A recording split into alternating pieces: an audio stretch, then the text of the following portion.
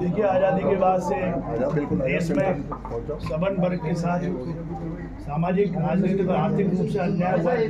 दमनकारी नीतियाँ बनाई गई हैं और हमारे लोगों को पूरी तरह सामाजिक योजनाओं से, राजनीतिक क्षेत्र से वंचित कर दिया है।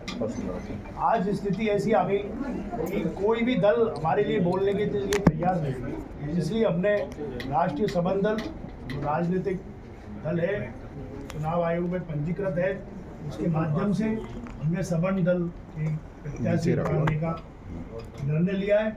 निकाय चुनाव में छोटे छोटे क्षेत्र से हम प्रत्याशी खड़े करेंगे, तैयार करेंगे और आगे विधानसभा और संसद तक, लोकसभा चुनाव तक हम इस मुहिम को लेके जाएंगे और हमारे सशक्त और मजबूत युवा जनप्रतिनिधि खड़े करेंगे जो वो हमारे मुद्दों पर बोल सके, बात रख सके और हमारे दर्द को सरकार तक पहुंचा सके। तो हम खुद सरकार बनेंगे।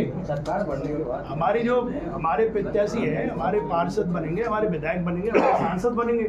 हम हमारी बात बनने के बाद सवर्णों के हित में योजनाएं बने। सवर्णों पर जो SC ST एक्ट जैसा कानून लागू कर रखा है उसको संशोधित किया जाए। UGC एक्ट जैसे कानून, नीति और ये योजनाएं बनती है उनको रोका जाए। सवर्णों के हित में काम करे सरकार। हम वोट भी सबसे ज़्यादा देते हैं, टैक्स भी सबसे ज़्यादा देते हैं। हमारे बच्चों के लिए योजनाएं बनाए, हमारे गरीब कमजोर वर्ग के लिए योजनाएं बनाए सरकार, उनके लिए बजट दे, छात्रवृत्ति दे, हमारे बच्चों के पढ़ने के लिए व्यवस्था करे। ये हमारी जो मुख्य मांगे हैं। हमारे व्यापारी वर्ग पर जो टैक्स का लाद रखा है, टैक्स का बोझ लाद रखा है, टैक्स नहीं देने पर जेल तक भेजा जाता है, ऐसी सब व्यवस्था को हम बिल्कुल खत्म कर देंगे जो हमारे ऊपर सवर्ण वर्गों पर लाद रखी। EWS को लेकर आपने बोला था निकाय चुनाव में EWS के प्रत्याशी करेंगे, बीजेपी से भी बात की थी, उसका क्या निष्कर्ष? बीजेपी ने हमको बुला करके हमारे आंदोलन से पहले हमसे बात की थी और उसमें प्रदेश अध्यक्ष मदन राठौड़ जी और सरकार के मंत्री के बिश्नोई जी ने हमको बुला करके वार्ता की और हमारे मुद्दों पर उन्होंने सहमति दी और समय दिया कि 3 से 4 दिन में, 5 दिन में हम आपके कामों को करेंगे।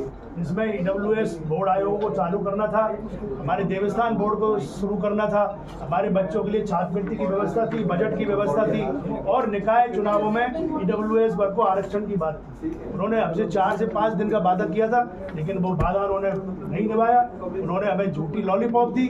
उसी की वजह से आज हमें ये बड़ा निर्णय लेना पड़ा कि हम सवर्ण समाज आज चुनाव में हम लोग आज बिगुल बजा रहे हैं। मेरे को दे दो सारा।